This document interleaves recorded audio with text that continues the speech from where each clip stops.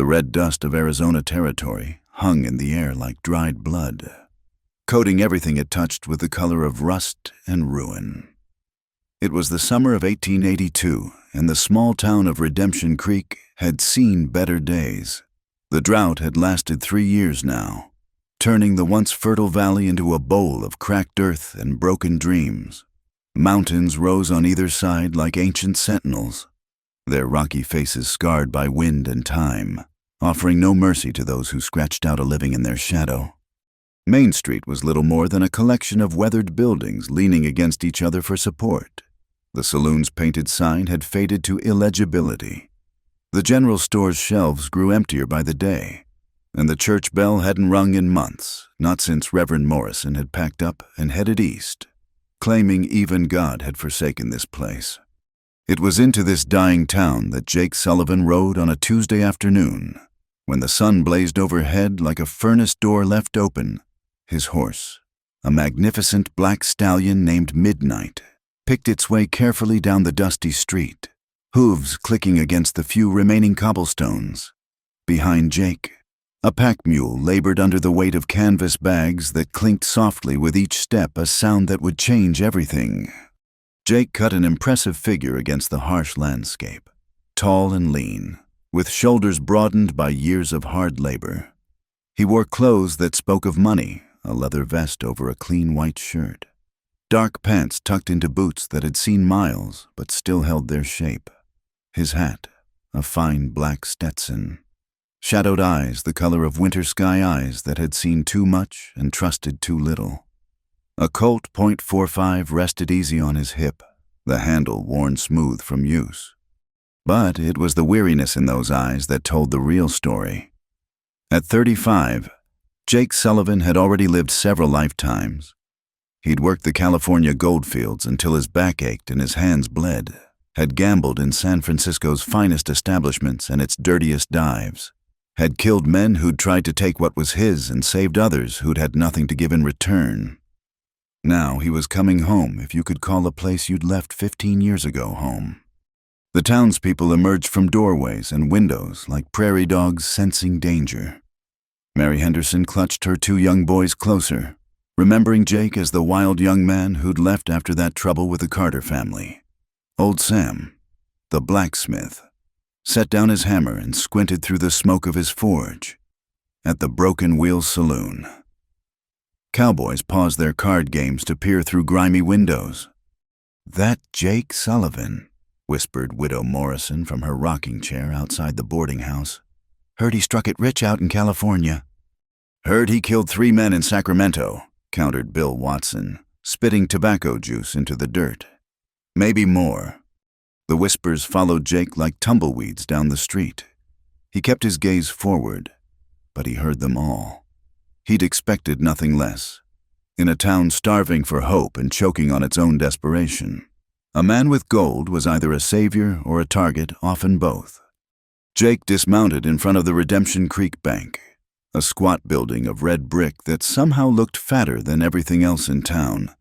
Harold Morrison, the bank president, appeared in the doorway as if summoned. His suit was still pressed. His shoes still shined little islands of prosperity in an ocean of decline. "Jake Sullivan," Morrison said, his smile as thin as winter soup. "Heard you might be coming back." "Harold." Jake nodded. Securing Midnight to the hitching post. "Town looks rough."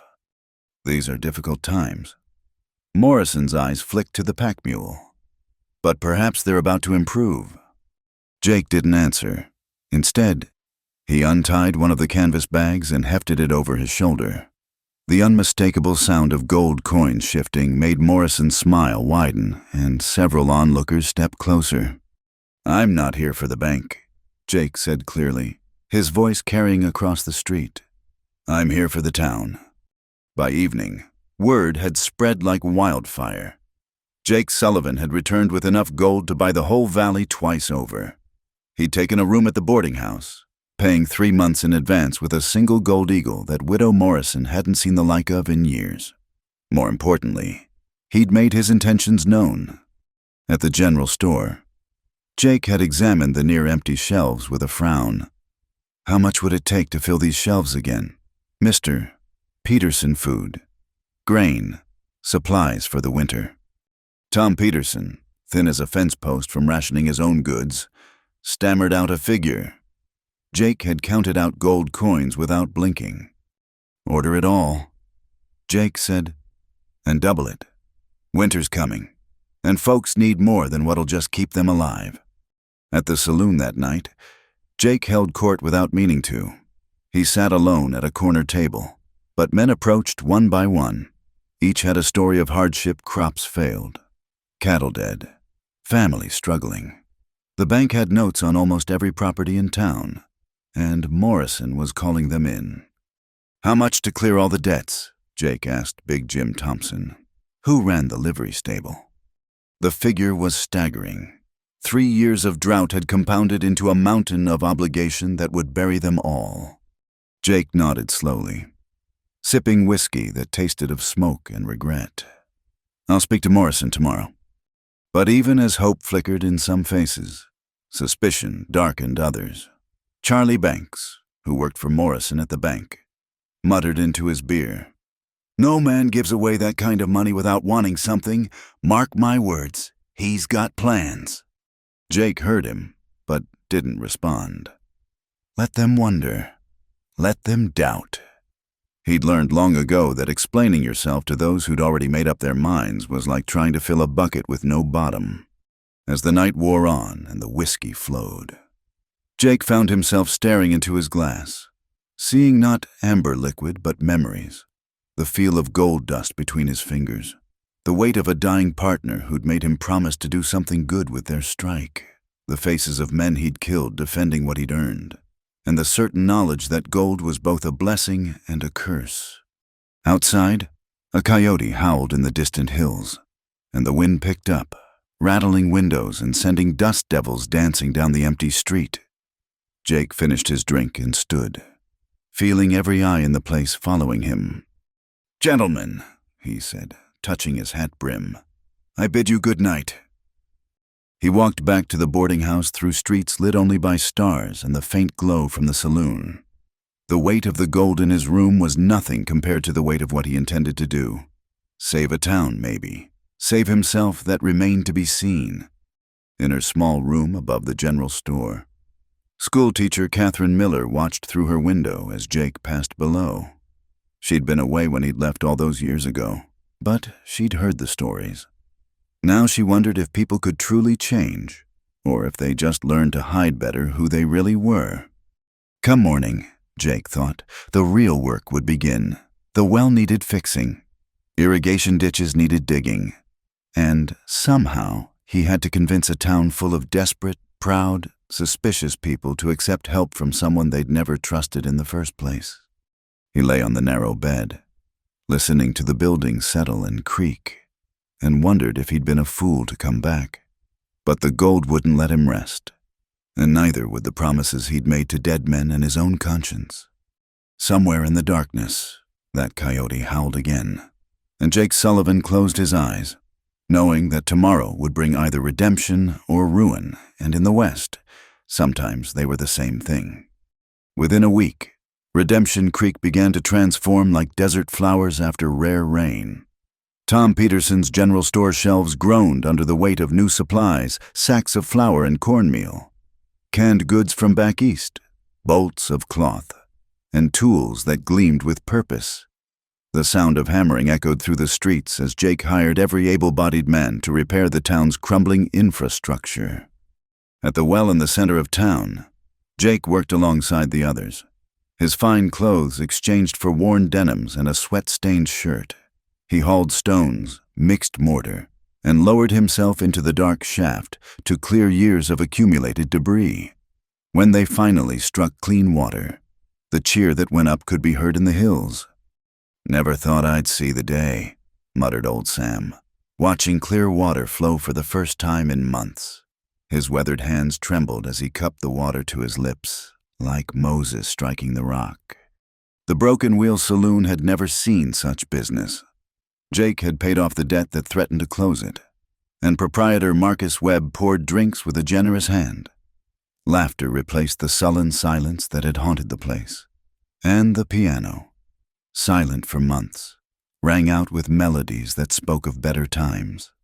Women brought their children to the general store, tears streaming down their faces as they filled baskets with food they couldn't have afforded the week before. Jake had established a credit system any family could take what they needed. No questions asked, no payment required until the harvest came in, if it ever came in. But not everyone celebrated. In the back room of the bank, Harold Morrison sat with the Judge Theodore Blackwood and Sheriff Roy Campbell, their faces grim in the lamplight. "He's making us look like fools," Morrison said, his fingers drumming against the polished desk. "The people should be grateful to us for keeping this town running, not fawning over some prodigal son throwing gold around like seed corn." Judge Blackwood, a man whose face looked carved from the same unforgiving stone as the mountains, nodded slowly. "There's something unnatural about it. No man parts with that much gold without expecting something in return. What's his game?" Sheriff Campbell shifted uncomfortably. He was a decent man, caught between duty and conscience, his badge weighing heavier each day. "Maybe he's just trying to help. His family's buried in our cemetery. Could be he's honoring their memory." Morrison's laugh was sharp as breaking glass. "Sentiment doesn't pan gold. Sheriff, mark my words. Jake Sullivan has plans for this town, and they don't include any of us." As if to confirm Morrison's suspicions, Jake's next move sent ripples of unease through the established order. He purchased the abandoned Carter Ranch on the outskirts of town, the very property involved in the trouble that had driven him away years ago. The irony wasn't lost on anyone. "Blood ground," whispered some. "Cursed," said others. But Jake hired a crew to restore the ranch house, clear the fields, and repair the irrigation channels that would bring water from the mountains. It was there, under the blazing sun, that the first shadows began to gather. A group of hard-faced men rode in from the north, dust-covered and armed. They made camp in the hills above town, watching, waiting. Their leader, a man called Blackjack Thornton, was known from Texas to California as a man who took what he wanted and left corpses to mark his passing. "Gold draws flies," Jake said quietly to Marcus Webb one evening, his eyes on the distant campfires flickering in the hills. "Always has, always will." The first raid came 3 nights later. Thornton's men hit the general store, not for supplies, but for information. They roughed up Tom Peterson, demanding to know where Jake kept his gold. When Tom insisted he didn't know, they broke his arm and left him bleeding in the street. Jake found him there at dawn, helped him to Dr. Whitman's office, and paid for his care. But something had changed in Jake's eyes, the weariness replaced by something harder, older. "This is my fault," Jake said quietly. "No," Tom gasped through the pain. "They'd have come anyway. Eventually, vultures always find the dying." But Jake wasn't listening. He strapped on his gun belt with practiced ease and walked to the center of town as the sun climbed higher. Word spread quickly, and people gathered, sensing a reckoning. Blackjack Thornton rode in at noon with 5 men, their faces masked against the dust, but their intentions clear. They formed a loose semicircle around Jake, who stood alone in the street. "Heard there was gold in Redemption Creek," Thornton drawled, his hand resting easy on his pistol. "Figured we'd come see about our share." "Your share," Jake's voice carried clearly. "And what have you done to earn a share?" "We're breathing," Thornton replied. "In these parts, that's enough." The standoff stretched tight as wire. Sheriff Campbell emerged from his office, but Morrison appeared at his elbow, whispering urgently. The sheriff's face went pale, and he stepped back into the shadows. Jake saw it all and understood. He was alone, as he'd always been alone. "I'll make you a deal," Jake said. "You and your men ride out now. Don't come back, and you live. Stay, and I'll feed you to the buzzards." Thornton laughed.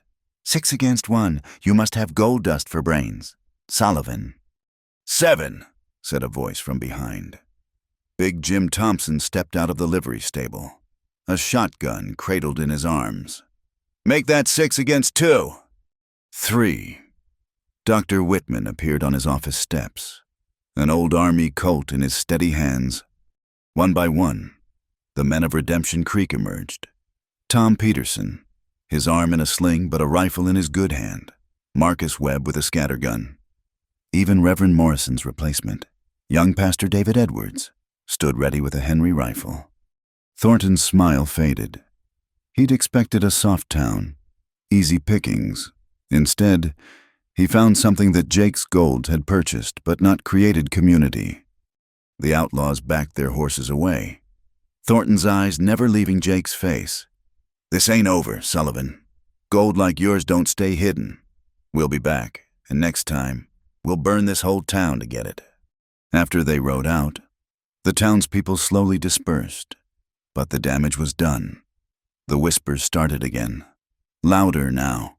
Jake's Gold had brought prosperity, yes, but also danger. Some families packed up that very night, heading for safer territories. In the saloon that evening, the divide was clear. Half the patrons raised their glasses to Jake, calling him a hero. The other half muttered into their beer about fools and their gold, about bringing trouble to peaceful folks. Catherine Miller, the schoolteacher, approached Jake's table with uncommon boldness. "You knew this would happen," she said, her green eyes searching his face. "You had to know." Jake looked up at her, this woman he'd barely noticed before, and saw something that had been absent from his life for years, honest curiosity without judgment. "Yes," he admitted. "Gold's like blood in the water, draws predators every time." "Then why?" Jake was quiet for a long moment, then gestured to the room around them. "Look at them. Miss Miller. When I arrived, they were dying slow, giving up. Now they're alive, fighting. Sometimes that's all you can give people a reason to fight." But even as he spoke, Jake could see Morrison in the corner, talking quietly with several prominent citizens. The banker's face was animated, his hands gesturing emphatically. The seeds of discord were being sown, and Jake knew that the greatest threat to Redemption Creek might not come from outlaws in the hills, but from the very people he was trying to save.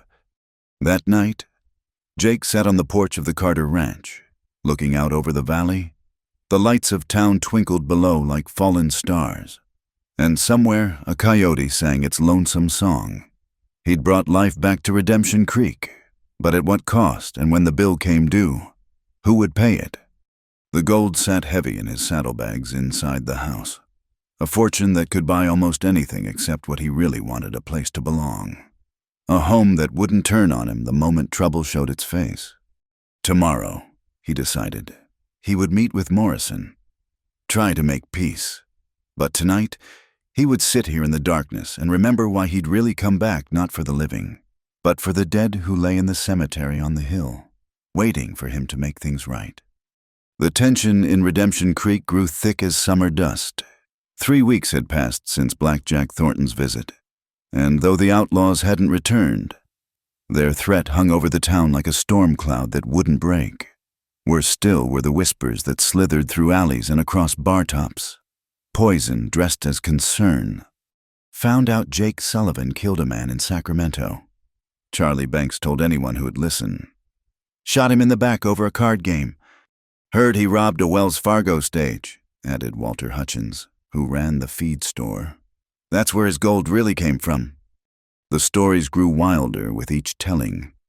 By the time they reached the church social, Jake had become a monster who'd sold his soul for gold and returned to Redemption Creek to collect more souls for the devil. Even those who'd benefited from his generosity began to eye him with suspicion. Sheriff Roy Campbell found himself in an impossible position, a fundamentally decent man. He'd worn the badge for 10 years, keeping peace in a town that rarely disturbed it. But now Harold Morrison visited his office daily, each time with new concerns about Jake Sullivan. "He's armed everywhere he goes," Morrison pointed out one scorching afternoon. "That's not the behavior of an innocent man. Half the men in this town are armed. Campbell replied wearily. "Including you. Harold, I see that derringer in your vest pocket." Morrison's face reddened. "That's different. I'm protecting bank assets. Sullivan. Who knows what he's protecting or planning?" The sheriff looked out his window at the town Jake's gold had transformed. Children played in the street, their bellies full. The school had new books. The church, a repaired roof. Maybe he's protecting all of us. From threats he brought here himself. Morrison shot back. "Mark my words. Sheriff, that man is trouble wearing a hero's mask." As if to prove Morrison's point, that very evening brought violence to Redemption Creek's streets. A sandstorm had blown in from the desert, turning the air yellow-brown and cutting visibility to mere yards. Perfect cover for the 3 men who tried to break into the stable where Jake kept his horse. Jake, returning from the ranch through the storm, caught them in the act. The confrontation was brief but brutal. When the dust settled, 2 men lay groaning in the dirt, and the third had fled into the storm. Jake stood over them, blood seeping from a knife wound in his shoulder, his face hard as carved stone. "Who sent you?" he demanded. But before they could answer, Sheriff Campbell arrived with several townspeople. The scene looked damning. Jake Sullivan standing over wounded men, blood on his hands, that same cold look in his eyes that people whispered about. "They tried to steal my horse," Jake explained, "probably planning to raid the ranch. Or maybe," Charlie Banks suggested loudly, "they knew something about you that you didn't want getting out." The crowd murmured, and Jake saw the doubt spreading like wildfire. He'd seen this before in other towns, other times. Once suspicion took root, truth became irrelevant. In the Broken Wheel Saloon, Marcus Webb noticed a new patron that night, a well-dressed stranger who bought rounds freely and asked casual questions about Jake Sullivan. The man claimed to be a cattle buyer from Denver, but his soft hands had never roped a steer. After midnight, when the saloon finally emptied, Webb found Jake sitting alone at his usual table. "There's talk," Webb said quietly, pouring 2 whiskeys. "Bad talk. That fellow tonight was stirring the pot, asking if anyone had seen wanted posters, if anyone knew about killings in California." Jake drained his glass. "Morrison's getting desperate. He's lost control of the town's debts, lost his leverage. A desperate banker is more dangerous than any outlaw." "What are you going to do?" Jake's laugh was bitter. "What I always do, Marcus. Keep breathing until they stop letting me." The next day, Catherine Miller made a decision that would change everything. The schoolteacher had been watching, listening, compiling her own truth about Jake Sullivan. She'd seen him work alongside the poorest families, had watched him slip money to Widow Patterson when he thought no one was looking, had observed the pain in his eyes when he visited the cemetery where his family lay. She found him at the well, helping to install a new pump system. His shirt was soaked with sweat, the bandage on his shoulder spotted with blood. "Mr. Sullivan," she called. "Might I have a word?" They walked to the shade of the old cottonwood that marked the town square. Catherine chose her words carefully. "I've been teaching here for 5 years," she began. "I've seen this town dying slowly, seen good people give up hope. Then you arrived, and everything changed. But now I see something else changing the way people look at you." Jake wiped his face with a dusty bandana. "Human nature, Miss Miller. Folks appreciate help until they start wondering why you're helping." "Or until someone gives them reasons to wonder," she countered. "I've noticed Harold Morrison's unusual interest in town gossip lately. And that stranger last night at the saloon, he had dinner at Morrison's house before making his rounds." Jake studied her with new interest. This pretty schoolteacher with her sharp mind had seen what others missed.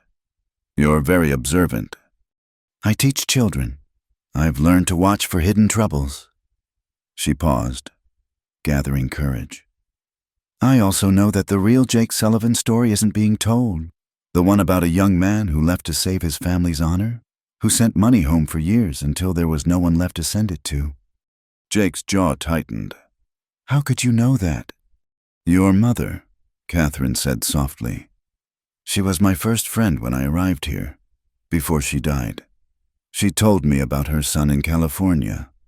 How proud she was. How she prayed you'd find peace someday. The words hit Jake harder than any bullet. He turned away, blinking against more than dust. When he spoke again, his voice was rough. She never knew about the things I had to do to get that money. The men who tried to rob you, who tried to kill you, Catherine interrupted. She knew, Jake, and she understood. We all make choices in this hard land. What matters is what we choose to do next. That evening, as if choreographed by fate itself, everything came to a head. In the saloon, someone had pinned up a wanted poster freshly printed, claiming Jake Sullivan was wanted for murder in California, offering a $1,000 reward. The photograph was blurry. Could have been anyone, but the damage was done. Rich Cowboy saved the town with his gold. Someone muttered, the words slurring with whiskey and spite. By sunset, Sheriff branded him outlaw. The phrase caught fire, repeated with variations throughout the bar. Men who'd shaken Jake's hand now avoided his gaze. Women who'd blessed him for feeding their children now clutched those same children closer when he passed. Sheriff Campbell studied the poster in his office. Judge Blackwood and Harold Morrison watching expectantly. Well, Morrison demanded, will you do your duty? Campbell held the paper up to the light, examining it closely. This is fresh printed, not from any marshal's office I recognize. The seal's wrong, the paper's local stock. Are you suggesting, Blackwood began. I'm suggesting nothing. Campbell cut him off. But I won't arrest a man based on dubious paper that appears conveniently when certain parties might benefit from his absence. Morrison's face flushed purple. You're failing in your duty. Sheriff, perhaps it's time the town found someone who won't. Outside, a dust devil whirled down Main Street, and the setting sun painted the mountains the color of fresh blood. Storm clouds gathered on the horizon, promising another kind of violence altogether. Jake stood outside the saloon, reading the poster that might have been his death warrant. The irony wasn't lost on him. He'd left Redemption Creek accused of a crime he didn't commit, and now history seemed determined to repeat itself. But this time, he had more to lose than just his freedom. This time, he'd given the town hope, and watching that hope turn to suspicion was like watching his mother die all over again. Catherine Miller appeared at his side, her presence unexpected but oddly comforting. What will you do? Jake folded the poster carefully, tucking it into his vest. What needs doing, Miss Miller? Same as always. And if they come for you, the sheriff, or Morrison's hired guns, or Thornton's outlaws? Jake's hand rested on his Colt, a gesture both unconscious and telling. Then I'll remind them why I survived California when better men didn't. The schoolteacher surprised him by placing her hand over his, stilling the violent promise in that gesture. Or you could fight a different way, with truth, with allies. You're not alone here, Jake, no matter what Morrison wants you to believe. As if to underscore her words, Big Jim Thompson emerged from the stable, rifle in hand. Dr. Whitman stepped out of his office. Marcus Webb appeared in the saloon doorway. One by one, the men who'd stood with Jake against Thornton showed themselves again. A quiet declaration of loyalty. But in the shadows, other forces gathered. Morrison's manufactured crisis was pushing the town toward a reckoning, and everyone could feel it coming like the storm on the horizon. The question was no longer if violence would come to Redemption Creek, but when and who would be standing when the dust finally settled. The storm broke just before dawn, bringing with it more than rain. Blackjack Thornton's gang hit the Peterson family first, dragging Tom from his bed while his wife and children screamed. They wanted information about Jake's gold, and when Tom insisted he knew nothing, they set fire to his barn as a warning to others. By the time Jake arrived, the flames had painted the sky orange. He found Tom beaten bloody, his family huddled in terror, their home invaded by men who'd lost any claim to humanity. This is your fault. Sullivan!" Tom's wife, Martha, screamed through her tears. "They came because of you." Jake couldn't argue. He helped carry Tom to Dr. Whitman's, paid for the damages.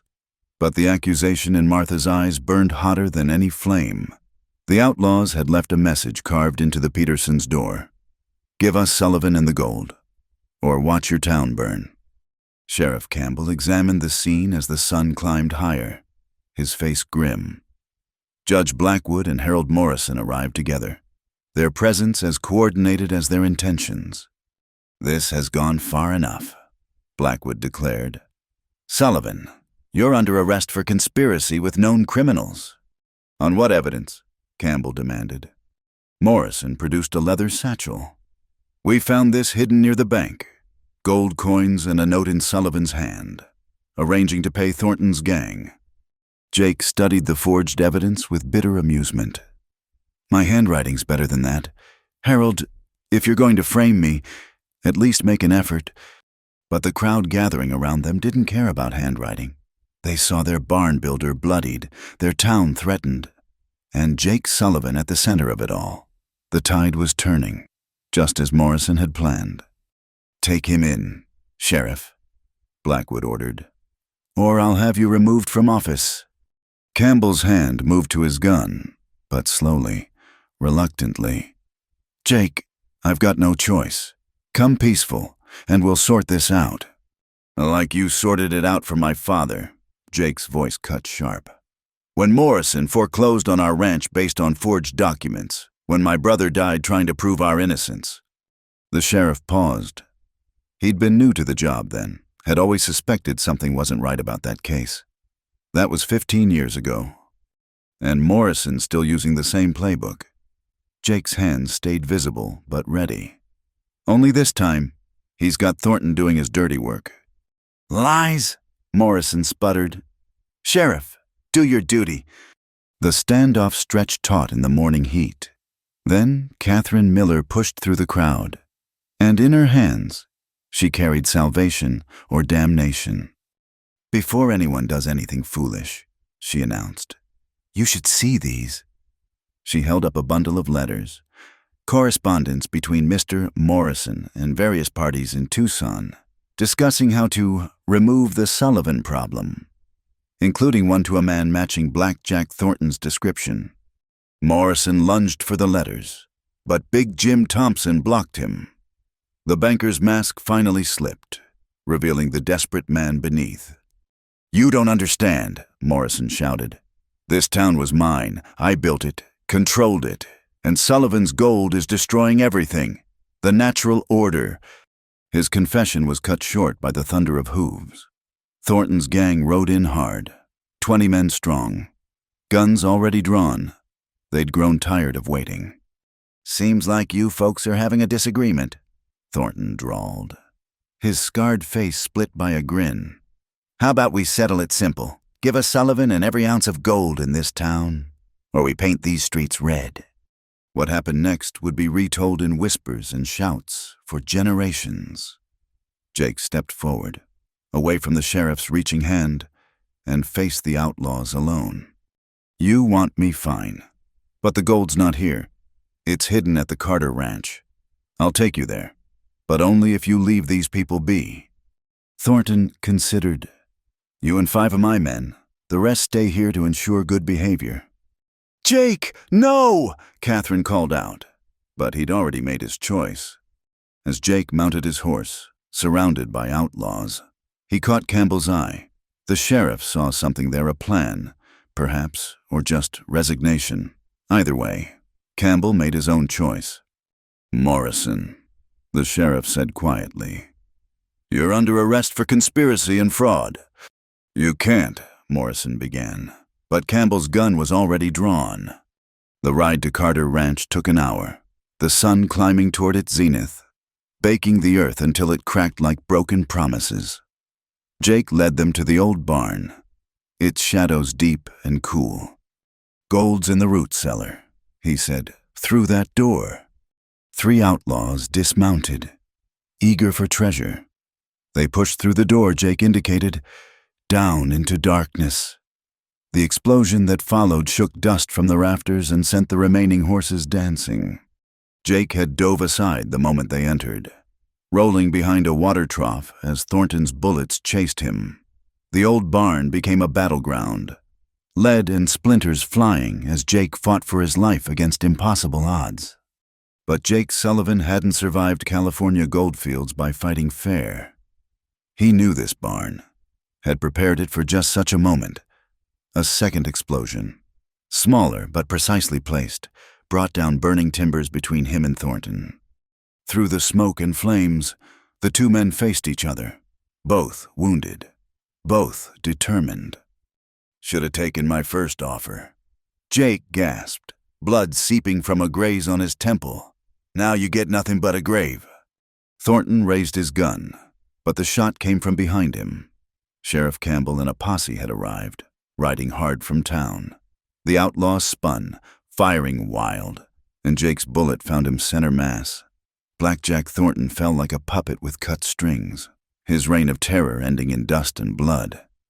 The remaining gang members threw down their weapons. Faced with the armed citizens of Redemption Creek, the town had finally united. Not in fear, but in fury at those who'd threatened their own. As the smoke cleared and the wounded were tended, Morrison's full perfidy came to light. Catherine's letters revealed years of manipulation, foreclosures based on false documents, and partnerships with outlaws to maintain control. The banker had built his empire on others' misery, and Jake's gold had threatened to topple it all. But victory came at a cost. The Peterson barn was ashes. Trust had been shattered, and blood stained the streets. As the sun set that day, painting the sky crimson, Jake stood alone at the cemetery, hat in hand. "I tried. Ma," he whispered to the weathered stone. "Tried to save this place, but maybe some things are too broken to fix." Catherine found him there as shadows lengthened. "You're wrong," she said simply. "Look." From the hillside, they could see the town below. People were rebuilding the Petersons' barn, working together by lantern light. Morrison sat in his own jail cell while Judge Blackwood had fled on the afternoon stage. And Sheriff Campbell, his badge still pinned firm, directed the cleanup with quiet authority. "You gave them something to fight for," Catherine continued. "That's more than this town's had in years." Jake turned to study her, this remarkable woman who'd risked everything to expose the truth. "And what about you, Miss Miller? What are you fighting for?" Her answer would have to wait. From the desert came riders not outlaws this time, but a U.S. Marshal and his deputies, drawn by word of the violence. The real law had finally come to Redemption Creek, and with it, a reckoning for everyone involved. As Jake walked down to meet them, Catherine at his side, he thought about the words he'd heard in the saloon. Rich Cowboy saved the town with his gold. By sunset, Sheriff branded him outlaw. But the prophecy had proven only half true.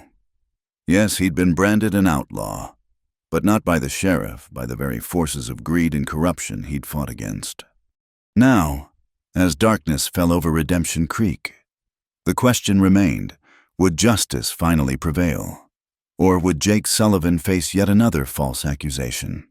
The marshal's weathered face gave nothing away as he dismounted, official papers in his hand.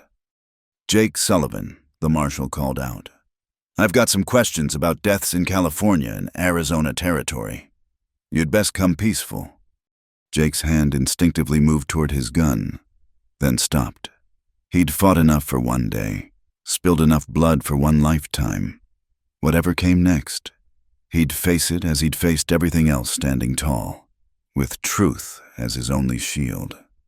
The stars began to emerge overhead, eternal witnesses to the drama of human ambition and redemption playing out below. And somewhere in the darkness, a woman's hand found his, offering silent support as they walked toward an uncertain future. The woman who rode into Redemption Creek 3 days after Jake's arrest wasn't what anyone expected. Margaret Maggie Sinclair arrived on a painted mare, her divided riding skirt dusty from hard travel. her auburn hair pinned beneath a practical hat that couldn't hide her refined bearing. She dismounted at the jail with the confidence of someone who'd faced down worse than suspicious townspeople. "I need to see Sheriff Campbell," she announced to Deputy Watson, who nearly dropped his coffee at the sight of her. "Tell him Margaret Sinclair is here about Jake Sullivan." The name meant nothing to Redemption Creek, but it meant everything to Jake. Sitting in his cell as he had for 3 days while Marshal Briggs investigated the charges. When Campbell brought her back, Jake rose slowly, his face a mixture of surprise and something deeper, perhaps hope, perhaps regret. "Hello, Jake," Maggie said simply. "You look terrible." "Maggie." His voice caught slightly. "What are you doing here?" "Saving your stubborn hide, same as always." She turned to Campbell. "Sheriff, I have documents that Marshal Briggs needs to see, evidence that will clear Mr. Sullivan of all charges in California." The story that emerged over the next hours changed everything. Maggie Sinclair wasn't just any woman, she was the daughter of Judge Hamilton Sinclair of Sacramento. And she'd been systematically gathering evidence about corruption in the California goldfields for 3 years. More importantly, she'd been there the night Jake was accused of murder. "Jake didn't kill Marcus Redmond," she told Marshal Briggs, Campbell, and the gathering crowd in the sheriff's office. "He saved him from the real killers, the Dawson gang. I was treating wounded miners at the camp that night. I saw everything." She produced sworn affidavits, medical records, even a letter from Redmond himself, written before his death from pneumonia months later, clearing Jake's name. But her revelations went deeper. The wanted posters were manufactured by the Dawson gang and their associates, Maggie continued. Men who profited from claim jumping and murder, who needed Jake gone because he stood up to them, just like he's standing up to corruption here. Marshal Briggs examined each document carefully. A thorough man with 30 years of experience. He recognized truth when he saw it. "These appear legitimate, Miss Sinclair, but I have to ask, why didn't you come forward sooner?" Maggie's composure cracked slightly. "Because powerful men wanted Jake dead or disgraced. My father received threats. I had to work quietly, gathering proof they couldn't dismiss or destroy. When I heard about the trouble here," she looked at Jake, "I couldn't let history repeat itself." Catherine Miller, who'd been listening from the doorway, studied this woman who'd ridden hundreds of miles for Jake Sullivan. She saw strength there, and pain, and something else, a claim on Jake that went beyond mere friendship. "You could have sent the documents," Catherine observed. "You didn't have to come yourself." Maggie met her gaze steadily. "Some things require personal testimony, and some debts can only be paid in person." "What debt?" Campbell asked. Jake spoke for the first time since Maggie's arrival. "Her brother, Thomas Sinclair. He was my partner in the goldfields." The room fell silent as understanding dawned. Maggie's brother, the dying partner who'd made Jake promise to do something good with their gold strike.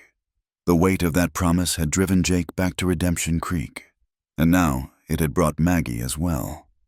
"Thomas believed in Jake," Maggie said softly, "even as he lay dying from the fever. He said Jake was the most honorable man he'd ever known. He'll do right by the gold. Thomas told me. He'll find a way to make it matter." She gestured toward the window, where the town Jake had transformed lay visible. "I'd say he kept that promise." Marshal Briggs stood, his decision made. "Mr. Sullivan, I'm dropping all charges based on this evidence. You're free to go." He turned to Morrison, watching from his adjacent cell. "You, however, will be traveling with me to Tucson to face federal charges for fraud and conspiracy." As Jake emerged from the jail, blinking in the afternoon sun, the townspeople gathered uncertainly.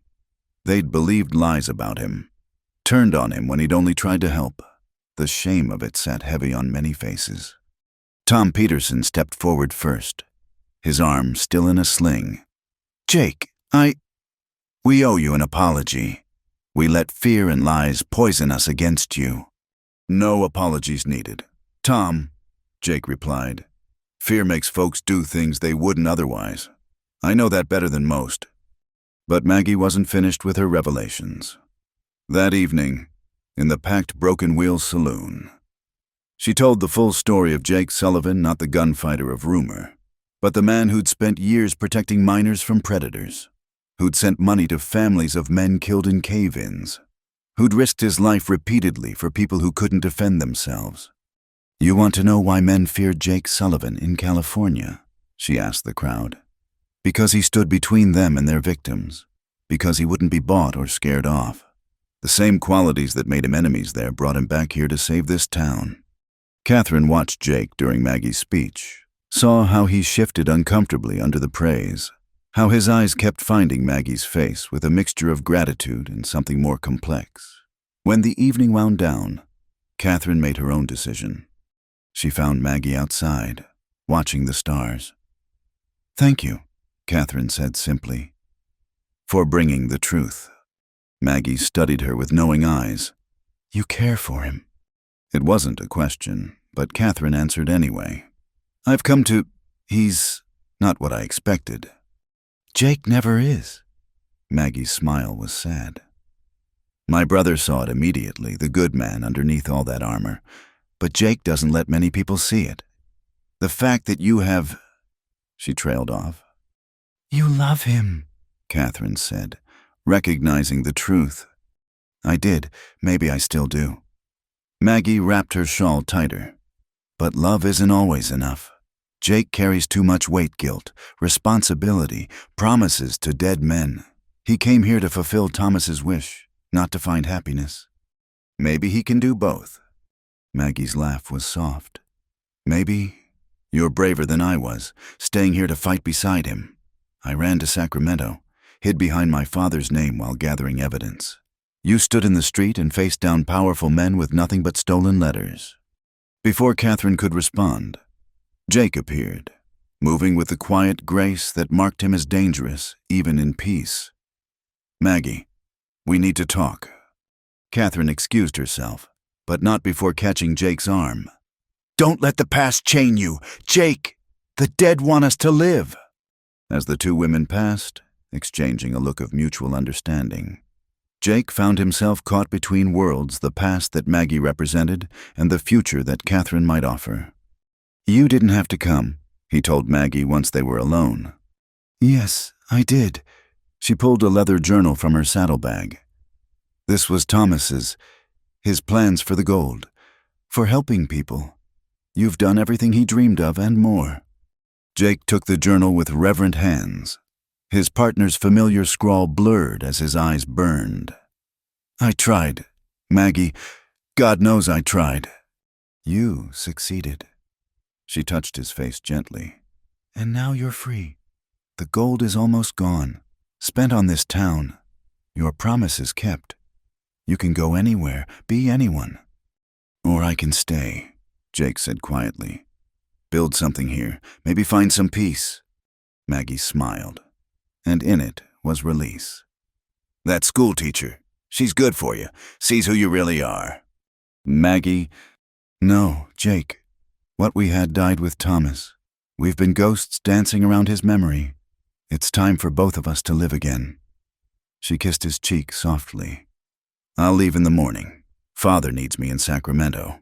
And you need to decide who Jake Sullivan really is when he's not running from the past." That night, Jake walked the streets of Redemption Creek, seeing it with new eyes. The town he'd saved, that had nearly destroyed him in return, that now offered him something he'd never thought to find a home. Tomorrow would bring new challenges. There were still repairs to make, crops to plant, a community to fully heal, and somewhere in the darkness, Catherine Miller was probably grading papers by lamplight, her steadfast courage a beacon he was only beginning to appreciate. The stars wheeled overhead, indifferent to human drama, but Jake felt their weight lifting. For the first time in years, he wasn't carrying the dead on his shoulders. Maggie had given him more than exoneration, she'd given him permission to live. As he passed the church, Pastor Edwards called out from the doorway, "Jake, got a minute?" The young minister held up a telegram. This came for you. From Tucson. Jake read it by lamplight, his face revealing nothing. When he finished, he handed it back. Marshal Briggs says Morrison confessed to everything, including what happened to my family's ranch 15 years ago. Justice, at last, Edwards said. Maybe. Jake looked back toward the town. Or maybe justice is what we build going forward, not what we tear down looking back. With that, he headed home, not to a boarding house room or a ghost-filled ranch, but toward whatever future he chose to claim. Behind him, Redemption Creek settled into sleep, its dreams no longer haunted by the specter of collapse. Tomorrow would come with its own troubles, but tonight, for the first time in memory, hope outweighed fear in the balance. The morning Maggie Sinclair departed. She left behind more than just cleared charges. She left Jake with the burden of choice. As her figure disappeared into the desert haze, Catherine Miller stood beside him at the edge of town, both of them aware that something fundamental had shifted. "She's remarkable," Catherine said without jealousy. "She is," Jake agreed. "But she belongs to a different life, one I'm not sure I ever really lived." They returned to find Redemption Creek buzzing with activity. Word of Morrison's full confession had spread, revealing decades of systematic theft and manipulation. Families who'd lost everything began to hope they might reclaim what was stolen. But hope and justice are different things, and the path between them is rarely straight. Sheriff Campbell called a town meeting that afternoon. The church was packed, people spilling out onto the steps. Jake tried to stay in the back, but the crowd pushed him forward until he stood near the pulpit, uncomfortable with the attention but unable to escape it. "Folks," Campbell began, "we've got decisions to make. Morrison's property and assets will be seized, but there are complications. The bank holds mortgages on half the properties in town, many of them fraudulent. Sorting out who owns what could take years." "What about Jake's gold?" someone called out. "He paid off those debts." Jake stood. "The gold's nearly gone. What's left wouldn't cover a quarter of what Morrison stole over the years." The crowd murmured, disappointed. They'd grown accustomed to Jake's gold-solving problems, but fairy tales end, and reality remains. Judge Theodore Blackwood's nephew, a lawyer named Clarence Blackwood, had arrived from Tucson. Unlike his uncle, Clarence seemed honest, if overwhelmed. "Mr. Sullivan is correct. The legal complexities here. We need a systematic approach, and frankly, we need leadership that people trust." "What about Campbell?" Big Jim Thompson suggested. "He stood up to Morrison in the end." The sheriff shook his head. "I've failed this town for too long. Looked the other way when I should have acted. I'll serve out my term, but Redemption Creek needs better." Eyes turned to Jake, but he raised a hand. "I'm no lawman. Never wanted to be." "Then what?" Martha Peterson demanded, her voice still carrying the edge of fear from the night her family was attacked. "We can't go back to how things were, but we can't keep depending on one man's gold either." Catherine stepped forward. "We form a town council, elected representatives from each part of town: merchants, ranchers, workers. Everyone gets a voice. No one person holds all the power again." The idea sparked debate. Some wanted things simple, one strong leader to follow. Others, remembering Morrison's tyranny, embraced the complexity of shared governance. As voices rose, Jake noticed the movement outside riders approaching fast. He slipped out the side door, hand on his gun. But these weren't outlaws. 3 men in dusty suits dismounted, led by a silver-haired gentleman with the bearing of old money. "I'm looking for Jake Sullivan," the leader announced. "You found him," Jake replied, wary. "Excellent. I'm Cornelius Whitmore, representing the Whitmore Mining Consortium. We understand you have experience with gold operations and considerable success in California." Jake's eyes narrowed. "If you're looking to buy claims—" "Nothing so crude," Whitmore interrupted. "We're offering you a position, manager of our new operation north of here. Substantial salary, percentage of profits, complete autonomy, A man of your talents could name his price. Through the church window, Jake could see the townspeople still debating, Catherine moderating with patience and skill. He thought of the promises he'd made and kept, the debts paid and unpaid. Not interested, Jake said flatly. Whitmore smiled. Don't be hasty. Think of what you could do with real wealth, not just one lucky strike. You could help a dozen towns like this one. Or I could help this one properly. Jake countered, Money's not the answer to everything, Mr. Whitmore. Sometimes what people need is just someone to stand with them. After the mining men left, Jake returned to find the meeting concluding. A provisional council had been elected 7 citizens, including Catherine, Dr. Whitman, and, surprisingly, Tom Peterson.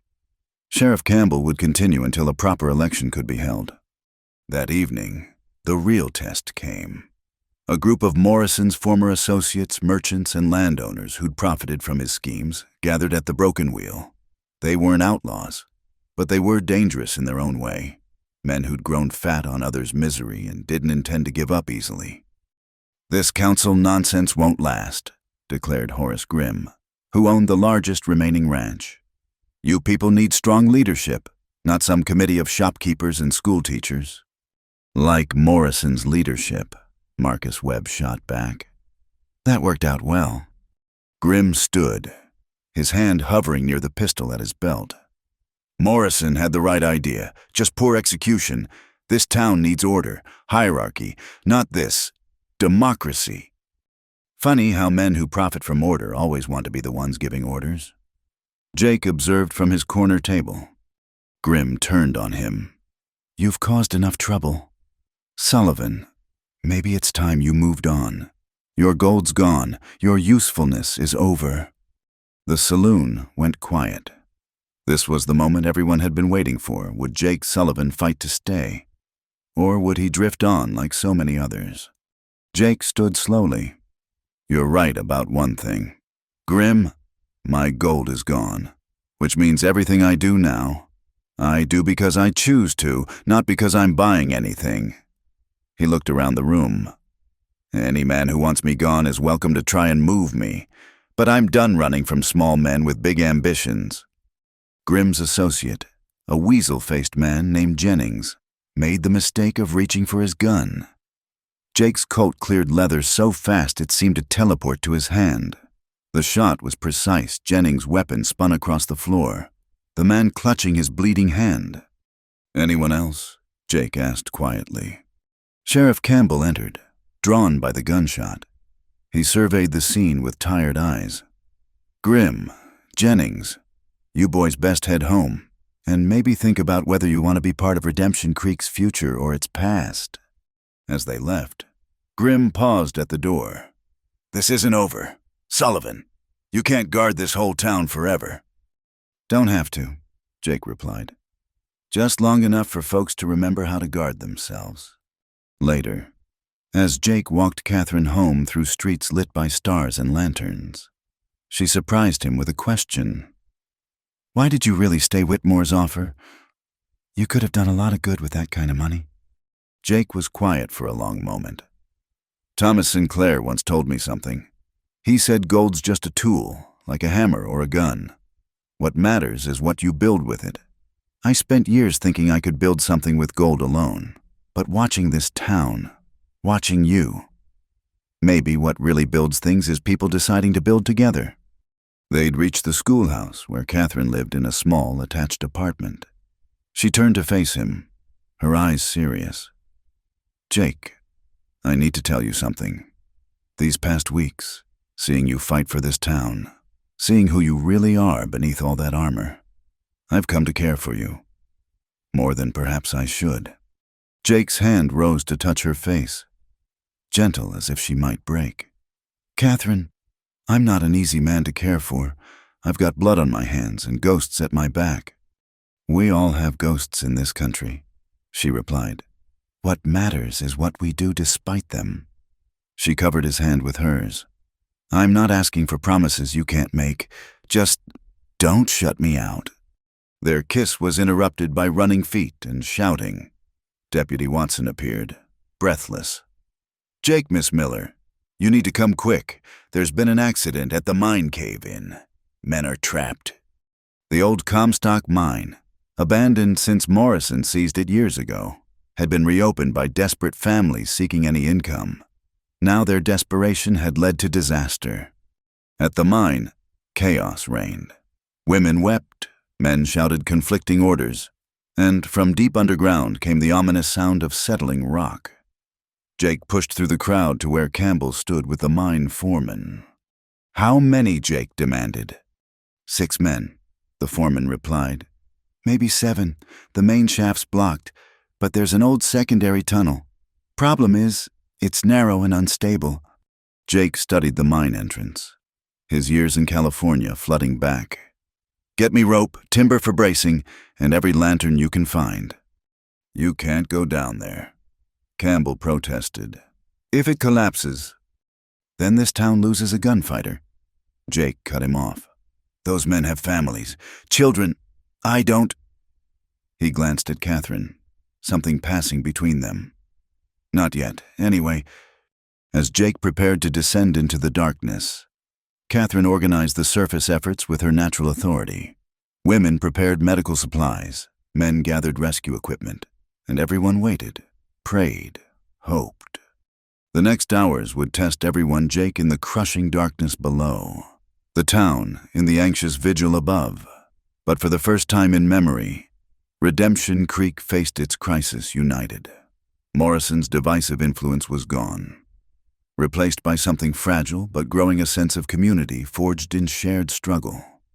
As the stars wheeled overhead and the rescue stretched through the night, one truth became clear: Jake Sullivan might have saved the town with his gold, but the town was saving itself with something far more valuable: the courage to stand together when standing alone would be easier. The morning Maggie Sinclair departed, she left behind more than just cleared charges. She left Jake with the burden of choice. As her figure disappeared into the desert haze, Catherine Miller stood beside him at the edge of town, both of them aware that something fundamental had shifted. "She's remarkable," Catherine said without jealousy. "She is," Jake agreed. "But she belongs to a different life, one I'm not sure I ever really lived." They returned to find Redemption Creek buzzing with activity. Word of Morrison's full confession had spread, revealing decades of systematic theft and manipulation. Families who'd lost everything began to hope they might reclaim what was stolen. But hope and justice are different things, and the path between them is rarely straight. Sheriff Campbell called a town meeting that afternoon. The church was packed, people spilling out onto the steps. Jake tried to stay in the back, but the crowd pushed him forward until he stood near the pulpit, uncomfortable with the attention but unable to escape it. "Folks," Campbell began, "we've got decisions to make. Morrison's property and assets will be seized, but there are complications. The bank holds mortgages on half the properties in town, many of them fraudulent. Sorting out who owns what could take years." "What about Jake's gold?" someone called out. "He paid off those debts." Jake stood. "The gold's nearly gone. What's left wouldn't cover a quarter of what Morrison stole over the years." The crowd murmured, disappointed. They'd grown accustomed to Jake's gold-solving problems, but fairy tales end, and reality remains.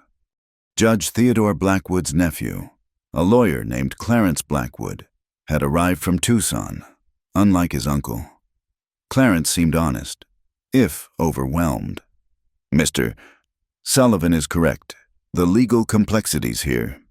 We need a systematic approach, and frankly, we need leadership that people trust." "What about Campbell?" Big Jim Thompson suggested. "He stood up to Morrison in the end." The sheriff shook his head. "I failed this town for too long. Looked the other way when I should have acted. I'll serve out my term, but Redemption Creek needs better." Eyes turned to Jake, but he raised a hand. "I'm no lawman. Never wanted to be." "Then what?" Martha Peterson demanded, her voice still carrying the edge of fear from the night her family was attacked. "We can't go back to how things were, but we can't keep depending on one man's gold either." Catherine stepped forward. We form a town council, elected representatives from each part of town: merchants, ranchers, workers. Everyone gets a voice. No one person holds all the power again. The idea sparked debate. Some wanted things simple, one strong leader to follow. Others, remembering Morrison's tyranny, embraced the complexity of shared governance. As voices rose, Jake noticed movement outside, riders approaching fast. He slipped out the side door, hand on his gun. But these weren't outlaws. 3 men in dusty suits dismounted, led by a silver-haired gentleman with the bearing of old money. "I'm looking for Jake Sullivan," the leader announced. "You found him," Jake replied, wary. "Excellent. I'm Cornelius Whitmore, representing the Whitmore Mining Consortium. We understand you have experience with gold operations and considerable success in California."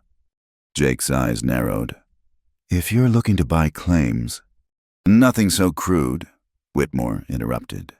"We're offering you a position, manager of our new operation north of here, substantial salary, percentage of profits, complete autonomy. A man of your talents could name his price." Through the church window, Jake could see the townspeople still debating, Catherine moderating with patience and skill. He thought of the promises he'd made and kept, the debts paid and unpaid. "Not interested," Jake said flatly. Whitmore smiled. "Don't be hasty. Think of what you could do with real wealth, not just one lucky strike. You could help a dozen towns like this one. Or I could help this one properly."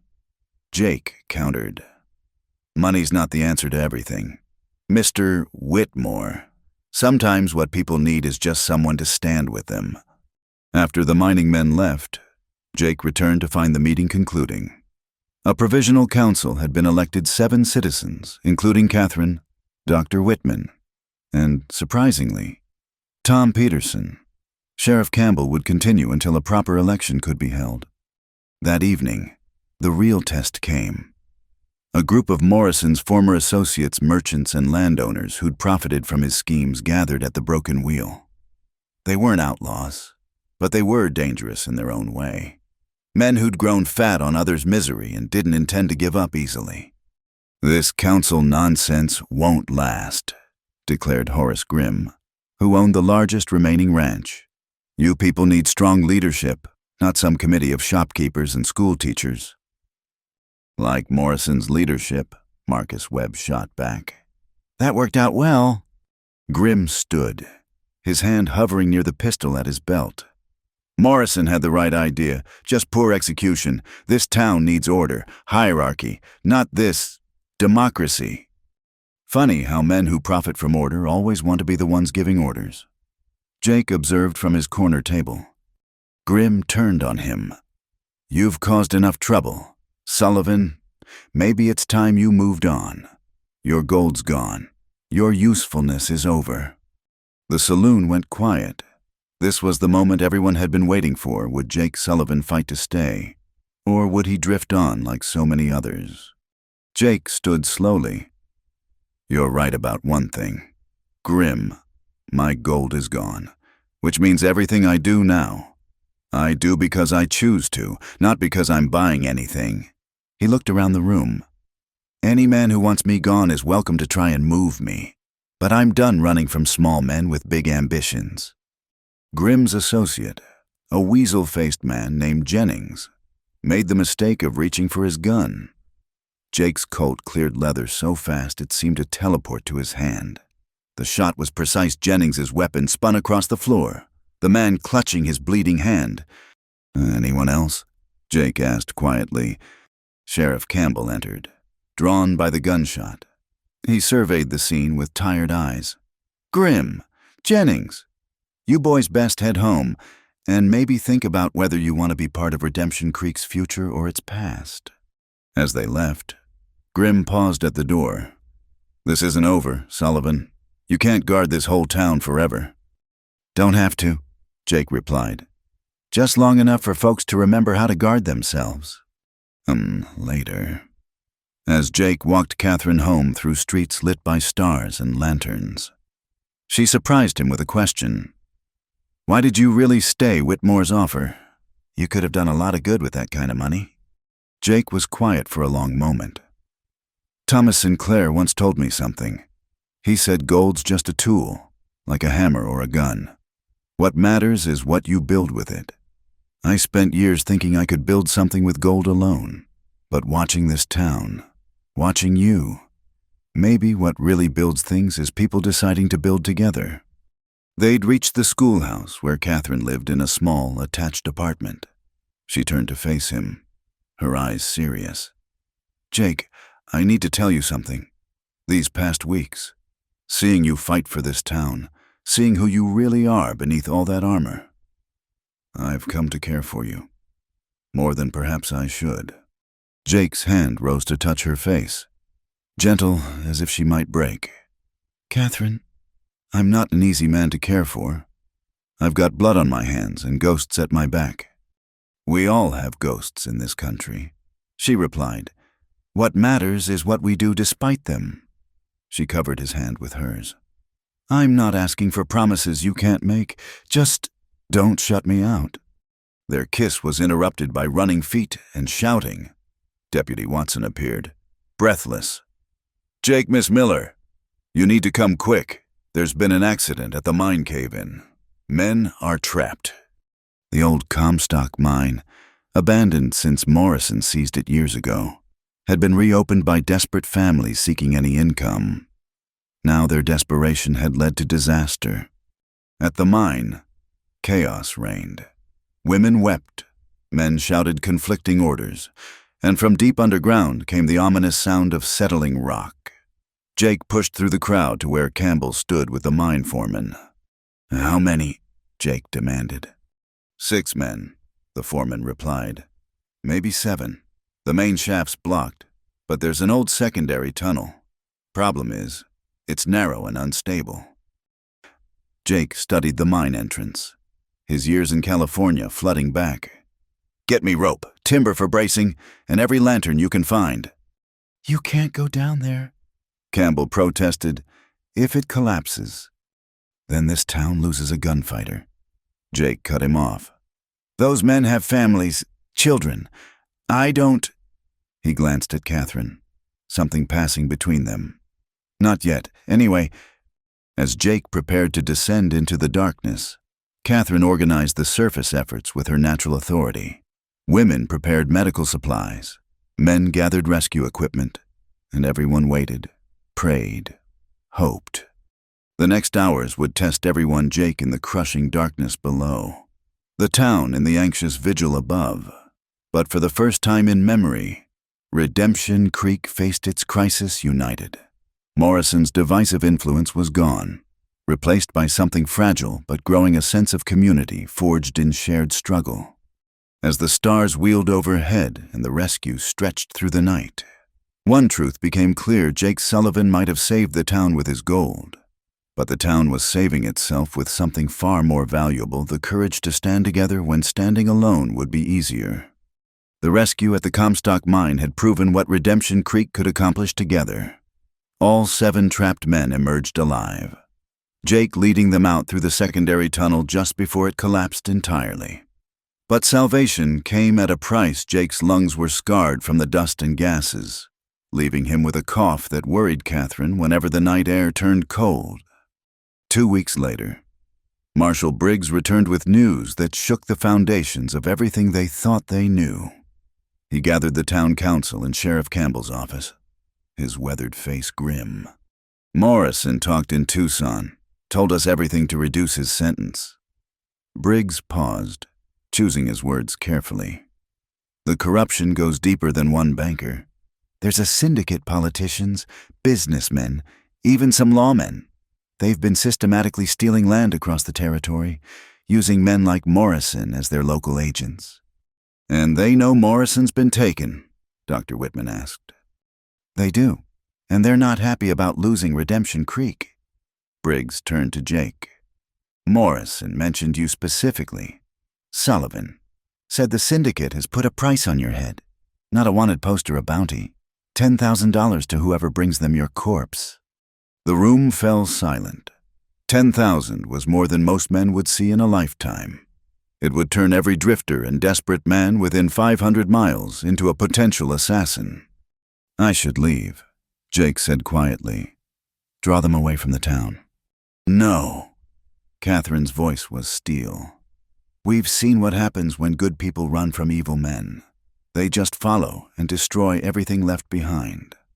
Sheriff Campbell stood slowly. "I've been a coward most of my career, but I won't be one now. This town stands with Jake Sullivan. Anyone who wants that bounty comes through all of us." The decision was unanimous, but Jake could see the fear in their eyes.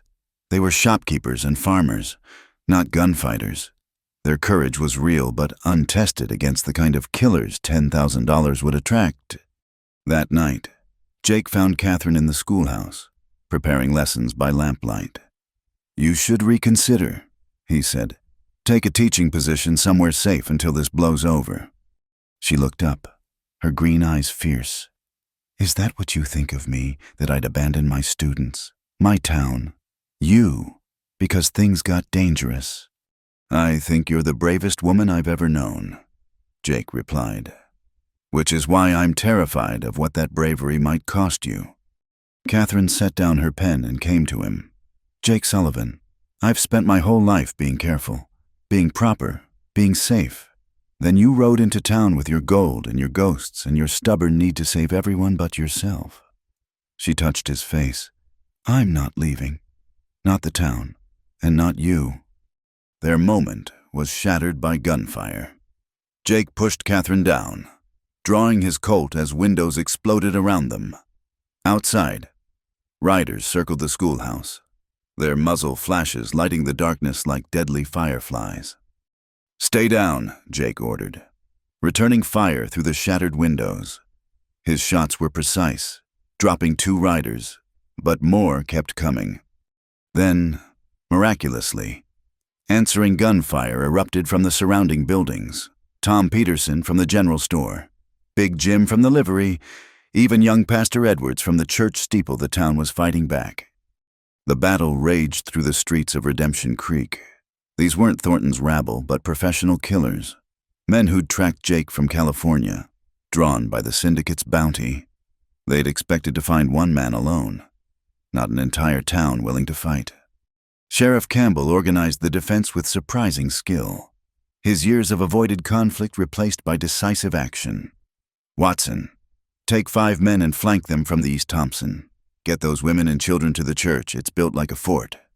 Jake fought his way to the sheriff's side, both men taking cover behind an overturned wagon. "How many? "I count at least 15, maybe 20, Campbell replied, reloading. "This is just the first wave. Jake, that bounty will bring more." As if to underscore his words, another group of riders appeared from the south, but these wore badges. Marshal Briggs had returned with federal deputies, warned by telegraph of the impending attack. The tide turned quickly after that. Caught between the town's defenders and federal lawmen, the bounty hunters scattered. Those who survived fled into the desert, leaving their dead behind. As dawn broke, Redemption Creek counted its costs. 3 townspeople wounded, none dead, a miracle given the ferocity of the attack. But buildings were damaged, windows shattered, and bullet holes scarred the facades like pox marks. "We can't sustain this," Clarence Blackwood said at the emergency council meeting. "The next group might be larger, better organized." "So we get better organized too," Catherine countered. She'd washed the gunpowder from her face, but still wore the dress torn by flying glass. "We train, we prepare, we make it clear that Jake Sullivan isn't alone." "That's not enough," Jake interrupted. "This syndicate needs to be stopped at the source. Playing defense just means waiting to lose." Marshal Briggs nodded. "I've been thinking the same. I'm authorized to form a special task force to investigate the syndicate. I could use a man with your experience. Sullivan, make you a deputy marshal, give you legal authority to pursue this properly." "Jake, no!" Catherine protested. "That's what they want to draw you out where you're vulnerable." But Jake was already considering it. "How long would it take?" Months, maybe a year. We'd need to trace their operations, identify the leaders, build cases that will stick in court. And Redemption Creek would have federal protection as a key witness location. Briggs assured him I'd leave deputies stationed here. The debate continued through the day. Some felt Jake should accept, take the fight to their enemies. Others wanted him to stay, continue building the town's defenses. But as evening fell, an unexpected voice settled the matter. Young William Peterson, Tom's 12-year-old son, stood up in the church where the town had gathered. "Mr. Sullivan saved my PA when those outlaws came. He saved all of us with his gold when we were starving. Now folks want to kill him for it." The boy's voice cracked but didn't break. "That ain't right. If Mr. Sullivan needs to go fight these men to keep us safe, then we should let him, and we should be strong enough to protect ourselves while he's gone." The simple truth from a child's mouth swayed the crowd. That night, Jake accepted the deputy marshal's badge from Briggs, the weight of it strange against his chest. 6 months, he told Catherine as they stood on the hill overlooking the town. "Maybe less if we're lucky. Will you wait?" "I've waited my whole life for something worth fighting for," she replied. "I can wait a little longer, but Jake Sullivan, you'd better come back to me. This town needs you. I need you." "I'll come back," he promised. "And when I do, maybe we can talk about building something more permanent than just saving the town." Catherine's smile was answer enough. "I'll hold you to that, Deputy Marshal Sullivan." The next morning, Jake rode out with Marshal Briggs and 4 other deputies, leaving Redemption Creek for the first time since his dramatic return. But this leaving was different from all the others. This time, he had something to come back to: a woman who loved him, a town that had claimed him, and a future worth fighting for. Sheriff Campbell stood with the gathered townspeople, watching the lawmen disappear into the desert. "All right, folks," he said, new determination in his voice. "We've got work to do. Time to make Redemption Creek a place worth coming home to." As the weeks passed, the town transformed again.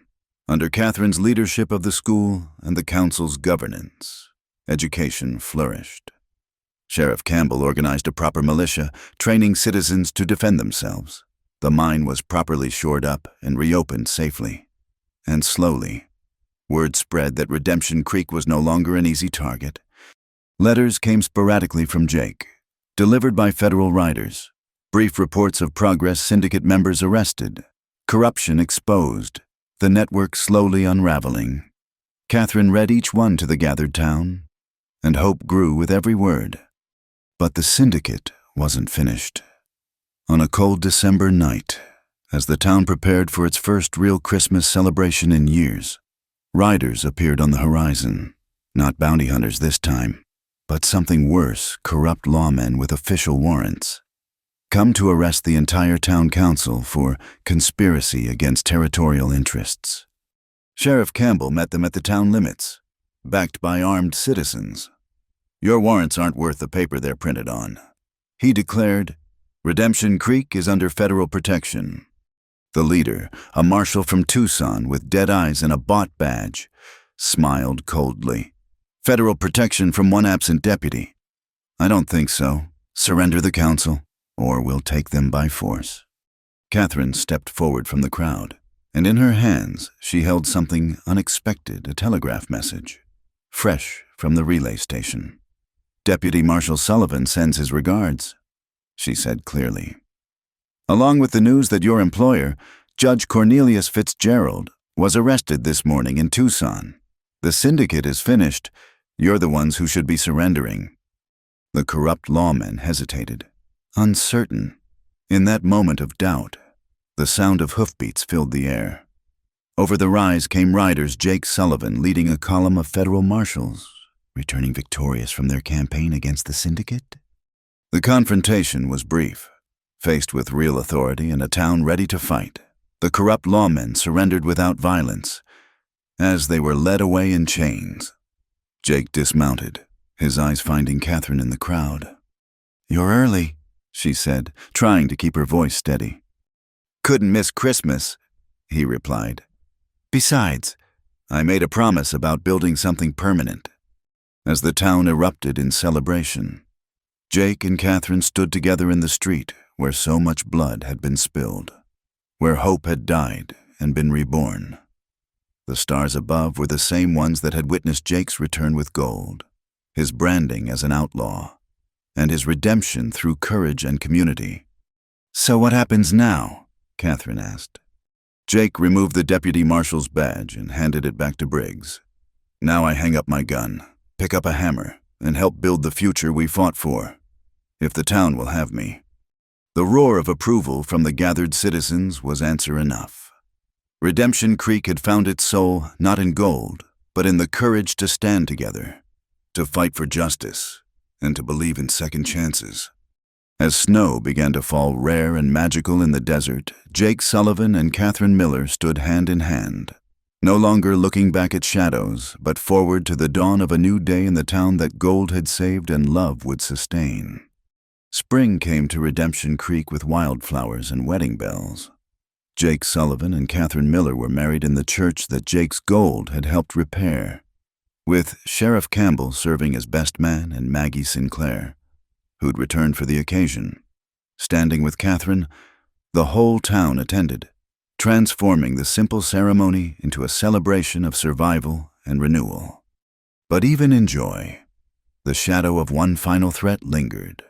Word came that remnants of the syndicate, led by a man named Colonel Marcus Rathbone, were gathering in Mexico, planning one last strike against the town that had become a symbol of their defeat. Rathbone had lost everything when the syndicate fell power, wealth, influence, and he blamed Jake Sullivan for it all. 30 men, maybe 40. Marshal Briggs reported to the town council. Professional soldiers, not just gunmen. They'll hit hard and fast, probably within the week. Jake stood from his seat beside Catherine, his jaw set. Then we evacuate the women and children. Get them to Tucson until... No. Catherine's voice cut through the room. We've run this road before. Jake, this town doesn't abandon its own... She's right, said Martha Peterson, surprising everyone. The woman who'd once blamed Jake for bringing violence to their door now stood firmly with him. We've learned to fight. We've learned to stand together. If we run now, we'll always be running. Young William Peterson, now 13 and taller, spoke up. Pa and I have been training with the militia. So have most of the boys my age. We're not children anymore. Mr. Sullivan, this town made us grow up fast.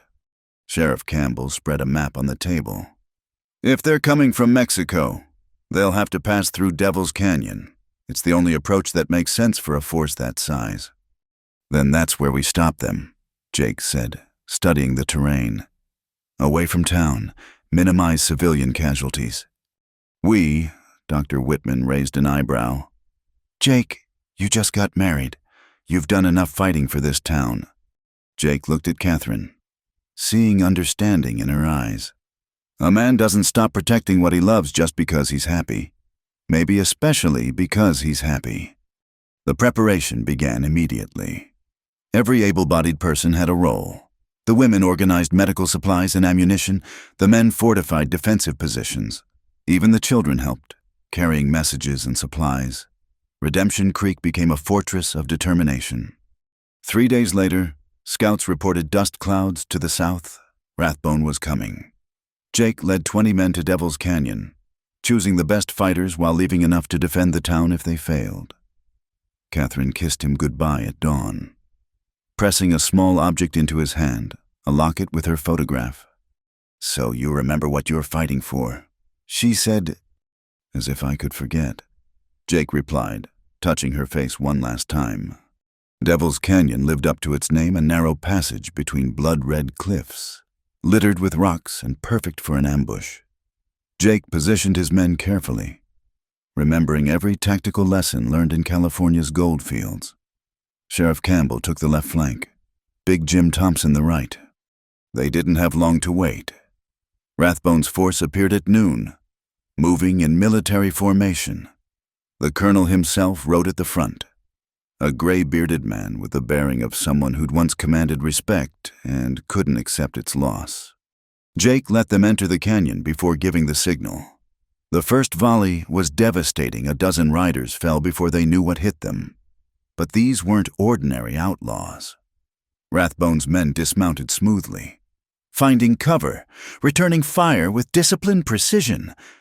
The battle raged through the afternoon. The canyon walls echoed with gunfire and the screams of wounded men. Jake moved between positions, coordinating the defense, always appearing where the fighting was fiercest. His Winchester spoke death to those who threatened his town, his people, his new life. But Rathbone was clever. While the main battle raged, he sent a small force to scale the canyon walls, trying to flank the defenders. Jake spotted them just in time, leading a desperate charge to stop them at the rim. The fighting was close, and brutal knives and pistols at arm's length, men grappling on the edge of the abyss. Jake found himself face to face with Rathbone among the rocks. The colonel was older, but still deadly, his saber flashing in the desert sun. "You destroyed everything I built," Rathbone snarled, pressing his attack. "You built nothing," Jake countered, parrying desperately. "Just stole from those who did." Their duel ranged across the cliff top while the battle raged below. Rathbone was skilled, trained in military academies, but Jake had learned his fighting in harder schools. When the colonel overextended on a lunge, Jake struck not with his gun, but with the rock in his free hand. Rathbone staggered, teetered on the cliff edge, and fell with a scream that ended in silence. With their leader gone, the surviving attackers lost heart. Some surrendered, others fled back toward Mexico. The defenders of Redemption Creek had won, but at a cost. 5 good men lay dead, including Deputy Watson, who'd stood by Sheriff Campbell through everything. The ride back to town was somber despite the victory, but as they crested the final hill, Jake's heart lifted. Catherine stood waiting at the town limits, surrounded by the citizens of Redemption Creek. They'd prepared for the worst but hoped for the best, and now their defenders were coming home. That evening, as they buried their dead with full honors, Pastor Edwards spoke words that would be remembered. These men died not for gold or glory, but for the simple right of good people to live in peace. There is no nobler cause. In the weeks that followed, Redemption Creek finally found the peace it had fought so hard to earn. The federal government, impressed by the town's courage, established a permanent marshal's office there. Businesses flourished, families grew, and the school Catherine ran became known throughout the territory for excellence.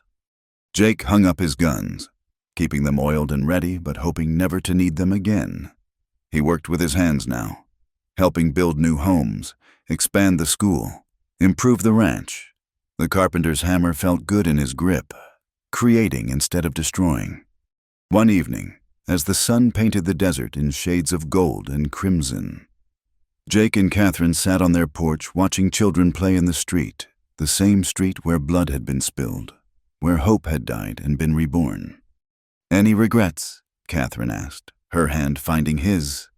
Jake thought of the gold spent, the men he'd killed, the scars he carried inside and out. Then he looked at his wife, at the town thriving below, at the future they'd built together. "Not one," he said, meaning it. "The gold brought me here, but it's not what saved this town. People did that. Love did that."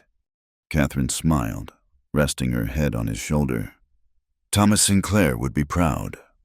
"I think he would," Jake agreed. He wanted the gold to matter, to make a difference. It did, just not the way either of us expected. As stars began to appear in the darkening sky, children's laughter drifted on the evening breeze. The sound of lives being lived without fear, of futures being built on foundations of courage and community. Tomorrow would bring new challenges, it always did in the West. But tonight, Redemption Creek stood as proof that sometimes the good guys win, that love conquers fear, and that even the hardest ground can bloom if watered with hope and defended with courage. Jake Sullivan had ridden into town with gold and ghosts, been branded an outlaw by greed and fear, and found redemption in the arms of a woman brave enough to see past his shadows. The prophecy had been fulfilled, but not as expected. The rich cowboy had indeed saved the town. The sheriff had indeed branded him outlaw. But when a woman rode in not to rescue him but to stand beside him, everything changed. In the end, the greatest treasure in Redemption Creek wasn't gold. It was the knowledge that when good people stand together, no force of greed or violence can prevail. The town that had nearly died of despair had been reborn in hope, and its light would shine across the desert for generations to come. As Jake and Catherine retired for the evening, one last truth settled over the town like a blessing. Sometimes the most unlikely people in the most unlikely places create the most enduring miracles, and in the American West, where life was hard and death was easy, miracles were worth their weight in gold. Thank you for listening to this tale from the American frontier. If you enjoyed this story of courage, redemption, and love in the Wild West, we'd love to hear where you're listening from. Please subscribe to From Wild West channel and share your thoughts in the comments below. What touched your heart in Jake and Catherine's journey, let us know. And we'll see you in the next adventure.